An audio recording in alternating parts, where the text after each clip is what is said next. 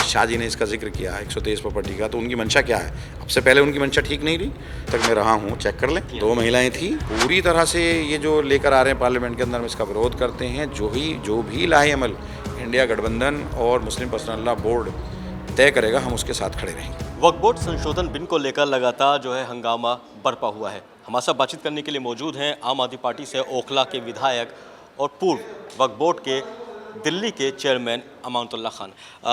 अमान जी बताइए, जिस तरह से जो है लगातार हंगामा हुआ है वक्फ बोर्ड बिल को लेकर, आप भी दिल्ली के जो हैं चेयरमैन रहे हैं और ये कहा जा रहा है दिल्ली में कई सारी ऐसी प्रॉपर्टी है जिसका नाजायज़ इस्तेमाल किया गया है। वो कौन सी प्रॉपर्टियाँ हैं? मुझे तो नहीं लगता। अब जब मैं चेयरमैन था तो इन्होंने 123 प्रॉपर्टी का हमेशा से विवाद चला रहा है। वो क्यों चला रहा है? क्योंकि वो वक्फ बाय यूज़र जो है वक्फ की हैं। जैसे दिल्ली गेट का कब्रिस्तान है, जैसे पार्लियामेंट की मस्जिद है, जैसे जोरबाग का कब्रिस्तान है, जैसे तिकोना कब्रिस्तान है। इस तरह से 123 प्रॉपर्टियाँ और सारी की सारी या तो कब्रिस्तान है या दरगाह हैं या फिर मस्जिद है। अब उनको ये लोग कब्ज़ा करना चाहते हैं क्योंकि रेवेन्यू रिकॉर्ड में वो 62 DDA के पास है और 61 LNDO के पास है। इन्होंने एक 1 मेंबर कमेटी बनाई, उसमें हम पेश नहीं हुए क्योंकि हम कोर्ट में केस लड़ रहे थे, क्योंकि DPS के पीछे की जो प्रॉपर्टी है वो केस हम लड़ रहे थे, वो इन्होंने कब्ज़ा कर ली। तो वो हम लड़ रहे हैं, वो किसी को अलॉट भी कर दिया इन्होंने, तो हम कोर्ट में थे इसलिए हम नहीं गए। तो इन्होंने एक नोटिफिकेशन जारी करके और जो है यूनियन ऑफ इंडिया ने और वो प्रॉपर्टी सारी की सारी कहा कि ये वक्फ़ की नहीं है, ये हमारी है, वक्फ़ ने इस पर कब्ज़ा कर रखा है। वो क्यों कहा इन्होंने? क्योंकि रेवेन्यू रिकॉर्ड में वो वक्फ़ की नहीं थी, DDA और LNDO की थी।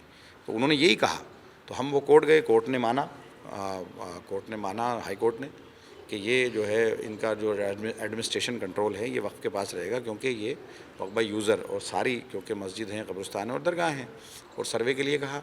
तो इस तरह की तो बहुत सारी चीज़ें, जैसे एक लाल मस्जिद के पीछे जो कब्रिस्तान था वहाँ एक कब्ज़ा करके इन्होंने एक बड़ी बिल्डिंग वहाँ CRPF की बन रही है। ऐसे ही जो माता सुनी रोड पर एक कब्रिस्तान था उसको इन्होंने कब्ज़ा कर लिया। वो इसलिए कर लिया क्योंकि रेवेन्यू रिकॉर्ड में वो LNDO की दोनों प्रॉपर्टियाँ LNDO के पास थी। ऐसी तो पूरे हिंदुस्तान में बहुत सारी प्रॉपर्टियाँ हैं जो रेवेन्यू रिकॉर्ड में वक्फ़ की नहीं हैं, दूसरी किसी एजेंसी की हैं। तो उनका ये क्या करेंगे? ये बताएं तो सही, ये बताएं। ये जो आज बखान कर रहे थे कि हमने ये करा है, हम मजबूत करेंगे, हम कोई ज़मीन कब्ज़ा नहीं करेंगे, तो ये भी बता दें। कल जब अमित शाह जी ने इसका जिक्र किया 123 प्रॉपर्टी का, तो उनकी मंशा क्या है? अब से पहले उनकी मंशा ठीक नहीं रही। उन्होंने एक नोटिफिकेशन, यूनियन ऑफ इंडिया ने नोटिफिकेशन जारी करके जो है सारी प्रॉपर्टियों को अपना बता दिया था, तो उस पर तो इनकी मंशा क्लियर नहीं है। और ये तमाम प्राइम लोकेशन की प्रॉपर्टियाँ वक्त कब्ज़ा कर करके जो इनके इंडस्ट्रियलिस्ट लोग हैं, जो अडानी जैसे लोग हैं, उनको ये देंगे। सरकार कह रही है कि कोई प्रॉपर्टी का कब्ज़ा नहीं किया जा रहा है, बल्कि जो दलित पिछड़े हुए जो वर्ग हैं, यानी मुसलमान जो पिछड़े हुए हैं, पसमानदा हैं, उन्हें उनका हक दिलाया जाएगा और महिलाओं की जो भागीदारी है वक्फ बोर्ड के अंदर उन्हें भी मिलेगी। क्या करने जा रहे हैं? पहले तो ये था कि 2 या 2 से ज़्यादा रह सकते हैं, 2 तो कंपलसरी था। मेरे वक्फ बोर्ड में जब तक मैं रहा हूँ, चेक कर लें, 2 महिलाएं थी। 2 महिलाएं थी, एक सोशल वर्कर थी, एक शिया कोटे से थी।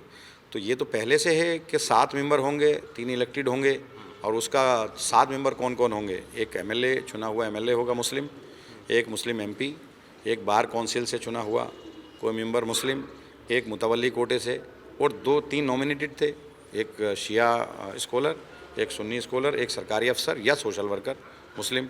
तो ये, और इनमें 2 महिलाएं थी कि 2 महिलाएं होना ज़रूरी हैं। तो ये तो पहले से है, अब क्या भागीदारी देंगे? और ये ज़मीनों को कब्ज़ा करके वापस देंगे क्या उनको?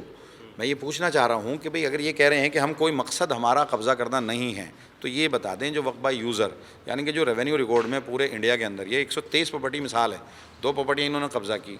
मैं 3 प्रॉपर्टियाँ बता रहा हूँ कि दिल्ली गेट उसके DPS के पीछे जो मदीना मस्जिद है वो इन्होंने कब्ज़ा की, वो दे दी CRPF को या किसी एजेंसी को।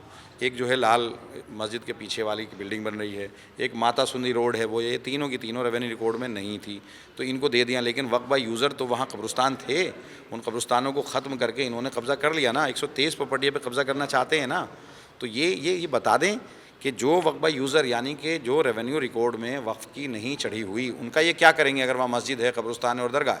तो ये बताएं, क्लियर करें। आप भी इस बात को तो मानेंगे ना, जो गरीब मुसलमान हैं, क्योंकि वक्फ की जो प्रॉपर्टी होती है वो उन्हीं लोगों की होती है जो मुसलमान होते हैं, जो गरीब तबके से होते हैं, जिनका घर नहीं होते, आशियानी नहीं होते, तो उनका कहना ये है उन्हें वो हक उनका नहीं मिल पाया है। भाई उसमें वक्फ में ये है कि वक्फ से की हुई आमदनी मुसलमानों की फलाह बहबूद पे, यानी कि उनकी तरक्की पर इस्तेमाल होगी। तो अब से पहले कहाँ होती थी? दिल्ली वक्फ बोर्ड में जो थी किसको हम करते थे। दिल्ली वक्फ बोर्ड की जो प्रॉपर्टीज़ हैं आप डिटेल निकाल लो, हमने तो सब गरीबों को ही किया। और गरीबों के कौन है, किसी में भी गरीब तो किसी भी कास्ट में हो सकता है ना भाई, किसी भी कास्ट में गरीब हो सकता है, या सिर्फ डिटेल है कि यही कास्ट होगी।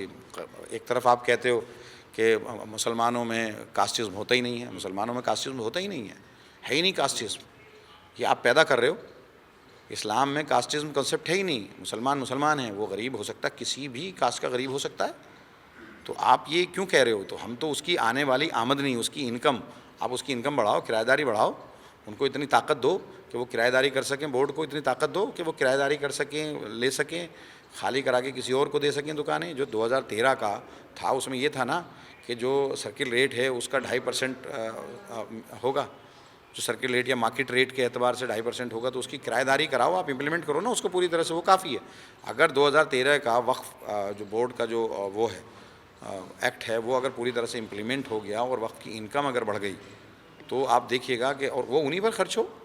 हम लोग बेवाओं को पेंशन देते थे, लोगों को पढ़ने के लिए पैसे देते थे, स्कॉलरशिप देते थे, गरीबों के लिए पैसे देते थे, इलाज हमने कराए हैं, फीसें हमने जमा की हैं, तो वो तो उन्हीं पर, गरीबों पर ही तो किया। अमीर आदमी कहा कि क्यों लेने मस्जिदों आएंगे? के इमामों की तनख्वाह भी दी गई थी। हाँ, मस्जिदों के इमामों की तनख्वाह वक्फ का वो तो सरकार से रेवेन्यू में दी, तो उसमें क्या है? वो अमीर वो गरीब है, अमीर थोड़ी है वो भी बेचारे, उनकी भी बहुत बहुत कम सैलरी थी। मैंने पाया था कि 6-6, 7-7 हज़ार तक सैलरियाँ थी, तब हमने बढ़ाई थी उनकी, तब हमने उनको ऐड किया था।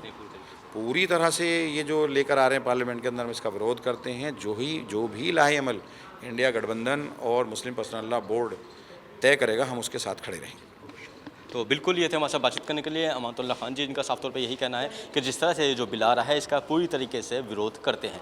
दिल्ली से कैमरामैन अनुभव के साथ वाजिद अली, नवोदय टाइम्स।